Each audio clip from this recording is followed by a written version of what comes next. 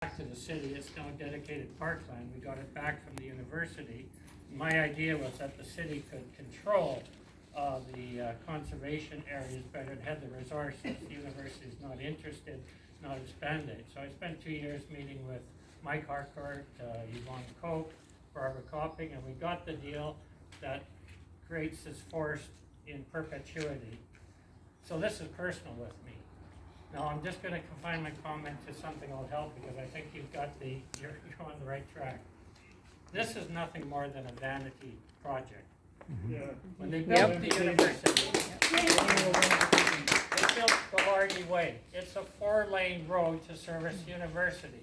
The province promised to finish the Parkway extension. Much later they did it. So now you have a 3-lane highway connecting on that side. It is well served by roads, and buses go on the roads, and there'll be electric buses, and there's a massive transit exchange at the university. This is nothing more than a boondoggle. But let's go to TransLink and Metro, because this is what your battle is, okay? You need to keep fighting, because Metro Vancouver works on a I'll scratch your back if you scratch mine. I spoke out against this crazy boondoggle where Surrey's taking federal, provincial, and TransLink money. Instead of connecting their town centers, they're spending billions to build SkyTrain along the Fraser Highway, which is going to increase urban sprawl. So that's a bad decision. I didn't hear anything about it against Burnaby. I spoke out against it.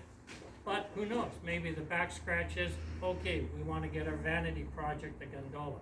I don't know. It's completely unnecessary, okay? Now, Burnaby has a seat on the Mayor's Council overseeing TransLink. It's on Metro Vancouver, and Burnaby sent the right signal. This would be put on the back burner. But if TransLink saying it's a priority, that means that's the signal they must be getting from Burnaby. I'm completely opposed to it. It's because it's unnecessary. It is frankly unnecessary.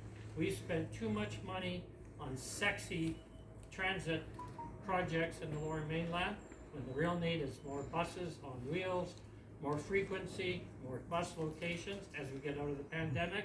It's not these vanity projects. They're a complete waste of money. They're not cost effective. And finally, think about this on the trips. Say you take 25,000, break it in half, and you've got 3 major egress routes. So it's not all coming from the same direction.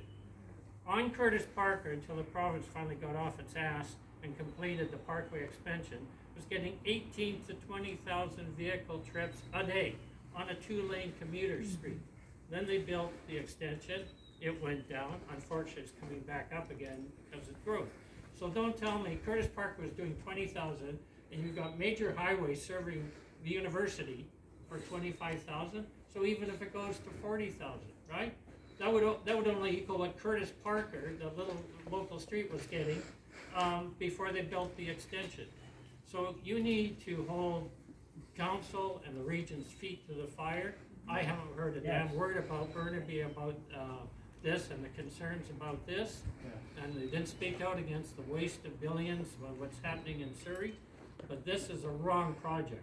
I heard about it years ago. I thought, well, that's interesting. So the people coming along Barnett Highway, you got the steep slopes, yeah, like Banff, yeah, okay.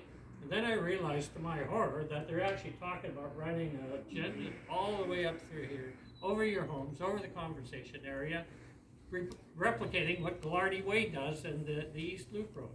It's crazy, it's wrong, and I'm opposed to it. And you better find people, not only that are opposed to it, but have the cojones, pardon my French, to actually speak up against it, because nothing is being said about it right now.